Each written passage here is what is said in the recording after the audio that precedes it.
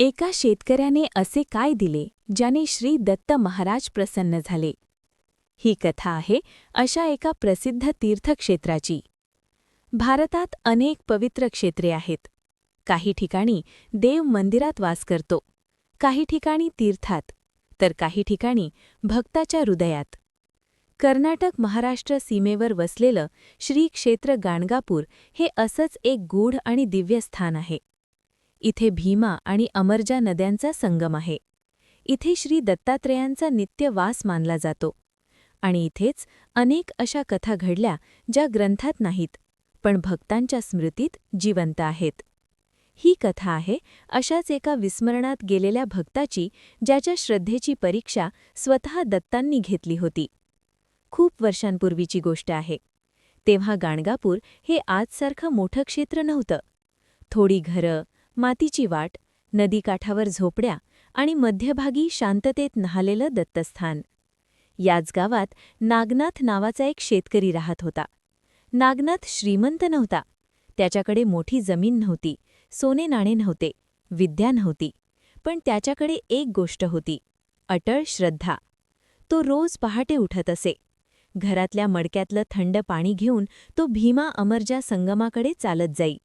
नदीत स्नान, मस्तकावर थोडी भस्म आणि ओठांवर फक्त एकच नाम, श्री गुरुदत्त. त्याच्यासाठी दत्त म्हणजे मूर्ती नव्हती, तर श्वासात वसलेली शक्ती होती. नागनाथचा दिवस खूप साधा होता. सकाळी स्नान, दुपारी शेतात काम, संध्याकाळी पुन्हा संगम आणि रात्री मातीच्या दिव्याजवळ बसून नामस्मरण. गावातले लोक त्याला म्हणत, एवढी भक्ती करून काय मिळतं तुला? तो भक्त हसून म्हणायचा, दत्त मिळाले याहून मोठं काय हवं? पण काळ प्रत्येकाची परीक्षा घेतो. एका वर्षी पावसाने पाठ फिरवली. आठवड्यांचे आठवडे गेले, महिने गेले, पण ढग जमलेच नाहीत. नदीची पातळी कमी झाली, शेती जळू लागली. गावात अन्नाची टंचाई सुरू झाली. लोकांमध्ये भीती पसरली. काही म्हणाले दत्त रुसले आहेत. काही म्हणाले या संगमात आता शक्ती राहिली नाही. अनेक लोक गाणगापूर सोडून गेले. पण नागनाथ मात्र दररोज संगमावर जात राहिला. एका संध्याकाळी नागनाथ संगमावर बसला होता. तेवढ्यात एक अतिशय वृद्ध साधू हळूहळू चालत आला. केस पांढरे, देह कृश, डोळ्यात थकवा आणि आवाजात भूक.